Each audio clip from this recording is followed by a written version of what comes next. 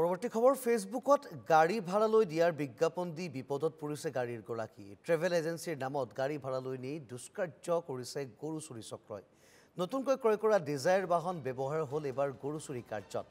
দুলিয়াজানৰ মহাবাহু নামৰ এটা ভুৱা ট্ৰেভেল এজেন্সিৰ এই দুষ্কাৰ্য ইন্দ্ৰাণী ৰয় নামৰ মহিলাগৰাকীয়ে ভাড়ালৈ লৈছিল পংকজ বৰাৰ গাড়ী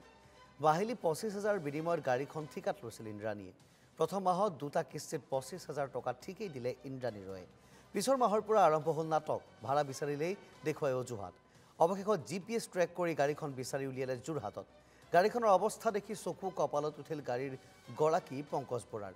পঞ্জীয়ন নম্বৰ সলনি কৰি ভুৱা নম্বৰ প্লেট লগাই প্ৰবঞ্চকে চলাই নিছিল দুষ্কাৰ্য কাটিলে চিট কভাৰ ভাঙিলে ফিউল কেপ এচিৰ বাকচ গাড়ীৰ ভিতৰত পোৱা গ'ল কেৱল গৰু ছাগলীৰ গোবৰ ইন্দ্ৰাণী ৰয়ৰ বিৰুদ্ধে ডিব্ৰুগড় সদৰ থানাত গোচৰ ৰুজু কৰে পংকজ বৰাই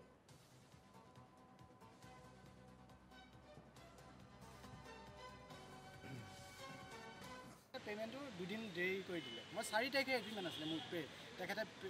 পে' কৰাৰ লগে লগে তাৰমানে পে' খেলি মেলি হোৱাৰ লগে লগে মোৰ সন্দেহ উপজিলে কালি ফোন কৰিলোঁ সেইদিনা ২ তাৰিখ ৪ তাৰিখে মোৰ পে'মেণ্ট কাটে আজি আপুনি যোৱা মাহত ২ তাৰিখে দিম বুলি কৈছিলে বোলে হয় এটা কাম কৰক মোক পে'মেণ্টটো লাগিছিলে ঠিক আছে বোলে মই অলপ দেৰিকৈ দি আছোঁ সেইদিনাখনৰ পৰা মই শংকৰ সংঘৰ মিটিঙত ব্যস্ত হ'বলগীয়া হ'ল তাত থকালৈকে পে'মেণ্ট নিদিলে মই আহি পেলাই মোৰ সন্দেহ উপজিলে যেতিয়া নিদিলে তাৰ ল'ৰাই মই কি কৰিলোঁ বোলে যাওঁচোন ব'ল গাড়ীখন চাওঁগৈ আহি পেলাই গাড়ীখনৰ মোৰ অলৰেডি মোৰ জিপিএছ আছিলে জিপিএছৰ ট্ৰেক কৰি আহি পেলাই চাইছোঁ আমি দুইটাই একেখন জেগাতে ঘূৰি আছোঁ গাড়ীখন তাত আছে কিন্তু নাম্বাৰ প্লেটটো চেঞ্জ কৰি পেলাইছে আৰু মোৰ চাবি চব কাটি কুটি আপোনালোকে চাব পাৰে ইয়াত এইটো গৰু ব্যৱসায় কৰে তেওঁলোকে